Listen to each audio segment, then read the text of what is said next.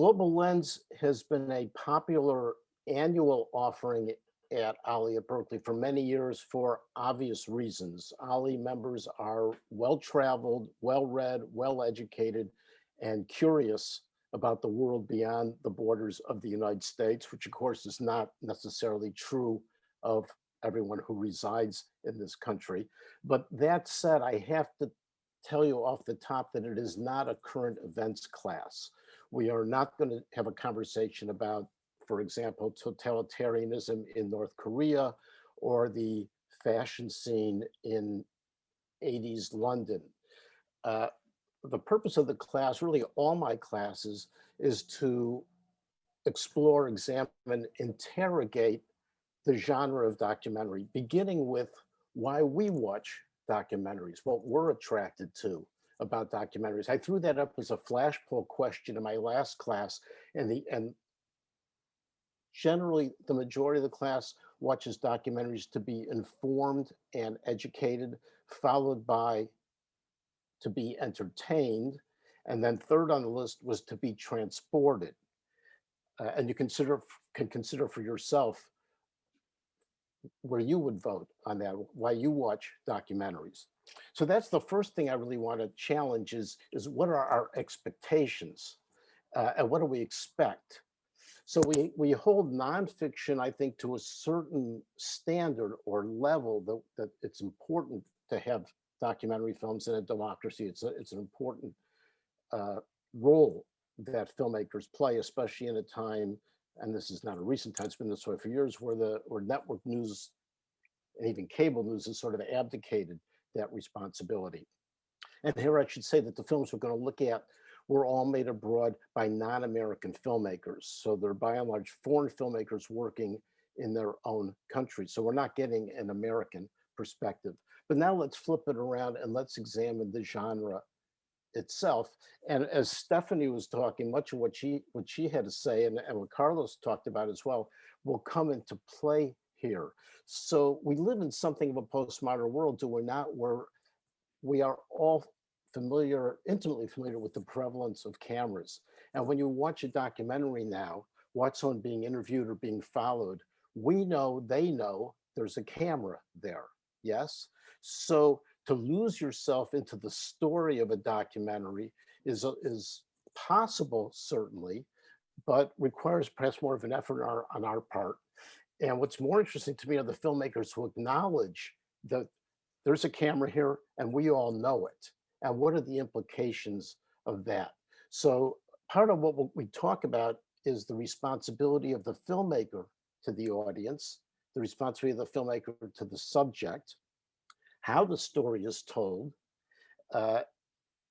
and are they a reliable narrator in some cases. So this is an 8-week class. You will watch the films ahead of class. I'm seeking out films that are available to stream for free on Canopy or Hoopla or Amazon Prime. There may be 1 or 2 films that I'll ask you to rent for $4 or $5, but I'm trying to avoid that. And they're culled from the last few years. A few of the films I suspect some of you know about or even saw because they received Academy Award nominations, and they would be The Mole Agent from Chile, which is about a 80-something man who was hired by a private investigator and dropped into a senior's residence to spy on the staff, essentially, to see if the residents are being mistreated. And he has a camera in his glasses. And Honeyland, which is set in Macedonia and is about a bee farmer.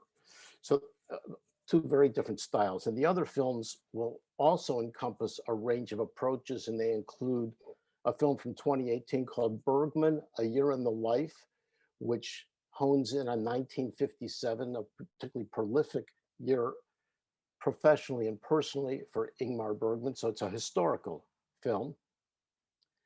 And a film from Italy from 2019 called The Disappearance of My Mother, in which the protagonist is a 75-year-old former fashion model who abhors the camera, and yet her son is insisting on making a film about her. So is this a battle or is it a collaboration? I'll begin each class with a short analysis of the film, and then I'll encourage discussion. My view is that while I certainly have some strong opinions, films are open to interpretation. They demand interpretation, they demand our participation. And all of you will see your own movie, and all of you will see things that I don't see. Perhaps because you're familiar with that country or that culture or that industry.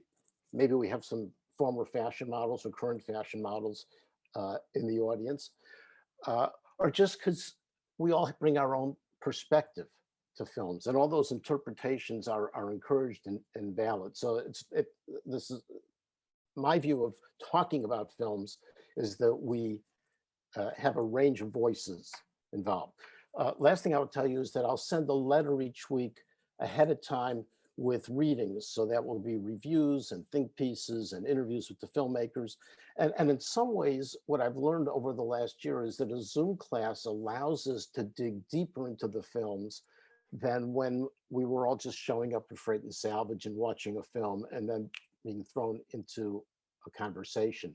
That instead of students just showing up and spending a couple hours with the film and perhaps walking out and maybe having coffee and talking and thinking about the film, or maybe not, now students actually spend a couple of days with the film before we even get to class, watching the film and doing the readings.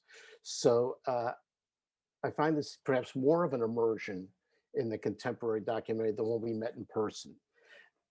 So with that, I look forward to seeing you in the Zoom room on Mondays beginning in September. Thank you.